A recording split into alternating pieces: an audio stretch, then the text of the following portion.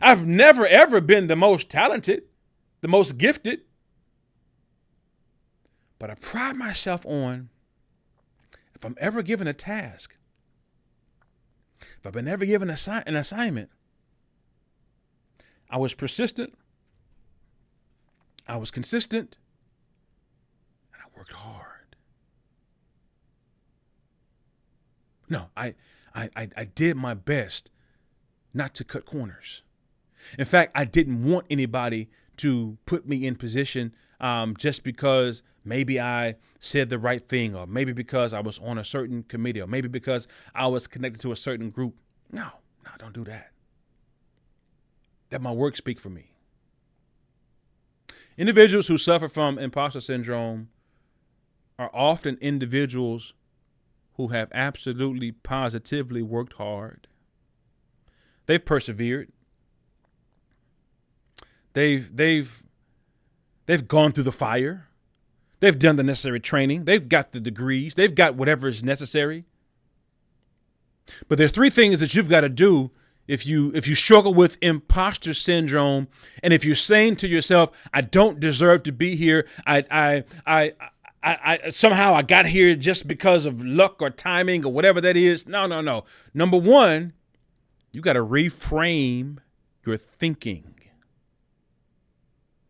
If you're going to get over imposter syndrome and accept the blessings that are coming your way, accept the fruit of your labor, accept the fact that, hey, you've been grinding, you got it out the mud. If you're an individual who's going to get to a place where you learn to embrace everything that's coming your way because you put the correct efforts in, you got to reframe your thinking about you.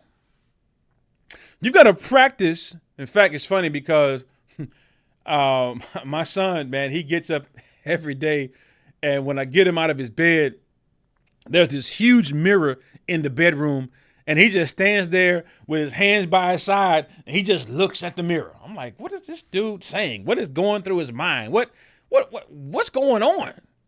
He just stands there for a few moments, and then before I tell him let's go downstairs, he'll stand there and he'll just smile. And I could just imagine to myself, this dude is probably at 3 years old in his mind repeating positive affirmations to himself, saying to himself, "I'm gonna have a good day." Probably saying to himself, I look good." I don't know what he's saying to himself, but it gives me hope for his life to look at him as he wakes up and he looks in the mirror, and even if it's internal, it appears to me that he's having a positive conversation with himself. When was the last time you had a positive conversation with yourself about yourself? Now, real question, real deal. When was the last time you had a conversation with yourself about yourself and you didn't rehearse all the stuff you think you're bad at? Most times when I hear people talking to themselves, and I hear people talking to themselves quite a bit, just don't respond, but I hear people talking to themselves quite a bit.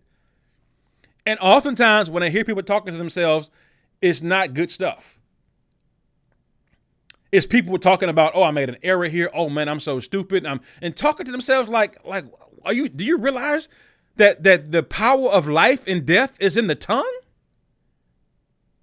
You made an error on a document. You gonna call yourself, "Oh, I was so this. I'm so this." No. You got to remind yourself every single day before you get to that job, before you walk in that kitchen at your house, before you get on duty for the day, before you become wife, mom, husband, son, brother, before you become all of that, you are you.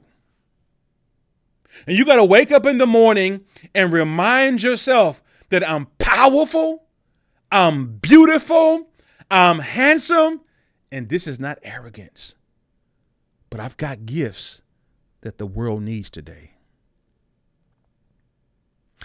Now, when I say world, I'm not saying that your gift is going to reach Asia today. I'm not saying your gift is going to reach the UK today. I'm not saying your gift is going to reach South America today. What I'm saying is whatever your world is for that day, you have a special, what Liam Neeson said, you got a special set of skills that the world that you have been assigned to for that day, the world needs. I'm encouraging you, I implore you to wake up every single day, and before you hear anything negative about you, now let's be honest. On any given day, we can hear something negative about us. Right? You're gonna walk into your job, maybe somebody's gonna turn their nose up at you. We hear negative stuff. In fact, I remember one time, the first time I ever heard someone use a racial slur. And it's funny because, not funny, but it's interesting because I'm from Louisiana. And of course, Louisiana is the deep, dirty, dirty South, right? Where there's lots of division, race division and so forth. But I didn't hear a racial slur directed at me until I left Louisiana. But the first time I heard someone hurl a racial slur in my direction, I laughed. Now, keep in mind, prior to age 21, there would have been nothing to laugh about, right? Prior to me getting to a place where I matured and I said to myself, people were, you know the little thing we say when we were little kids, sticks and stones may break my bones, but words, can't hurt me. Yeah, will never hurt me, or whatever the saying is. But I do realize that words do hurt. I realize that's a cute saying. That's a saying that we really wish were our reality, but words do hurt. Now, prior to age 21, if someone had hurled or shared or said something derogatory with me, especially about race, I don't know if I would be a free man right now, right? But thank God this came my way. Check this out. When God knew I could handle it. And I laughed because I said to myself, he can't be talking to me. Because I had that morning, I had positively affirmed myself. That morning, I had done my reading. That morning, I had done my exercise. That morning, I had already told myself, man, you're a powerful black man. And I'm saying to myself, when somebody came my way and basically was trying to strip me of who I know that I am, I was able to handle it as just words because I knew better. You got to reframe your thinking about you. You got to reframe your thoughts about yourself. The second thing you got to do if you want to overcome imposter syndrome, you've got to seek support and seek out mentorship. Yeah. You got to seek support from individuals who have your best interests at heart. You got to seek support from individuals who are trained, that can counsel you, that can dig. I know you think, and it's true, I know nobody knows you like you, but here's the funny thing. While nobody knows you like you, there's nobody that really sleeps on what they know about you like you. In other words, you can know you got skills, you can know you got talent, but oftentimes it takes somebody else to tell you, oh, you can sing. You should go up there and sing.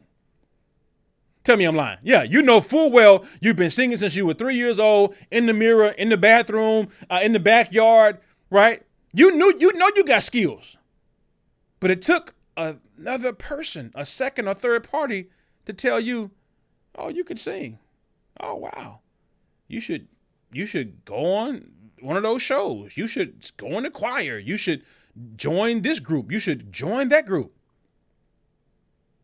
Oftentimes, even when it comes to things that are not positive about our lives or things that we exhibit that are not positive about us, it takes another party to pull out the deeper meanings behind those feelings and to help us develop a plan to move forward, to overcome and become better individuals because of the help that they have offered to us.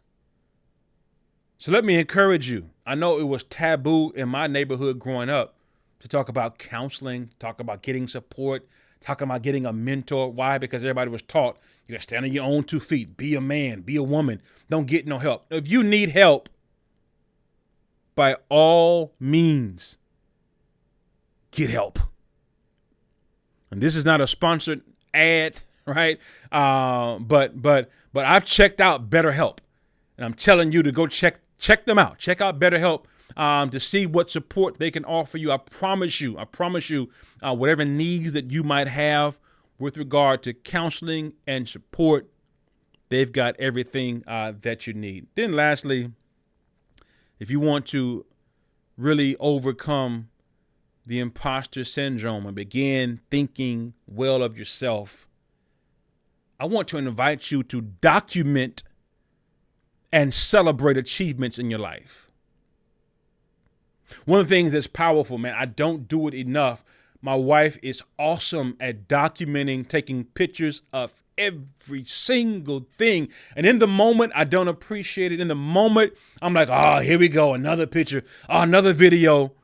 But when I look back, I was like, oh, man, my boy was just 18 months. Oh, man, almost brings tears to my eyes. Oh, man, thank you for taking that picture. Oh, wow, thank you for having that vlog available. Oh, thank you for that reel. That, man, I would have lost this moment if it weren't documented. You need to document the things in your life that you've overcome, that you've accomplished, and the milestones you've reached.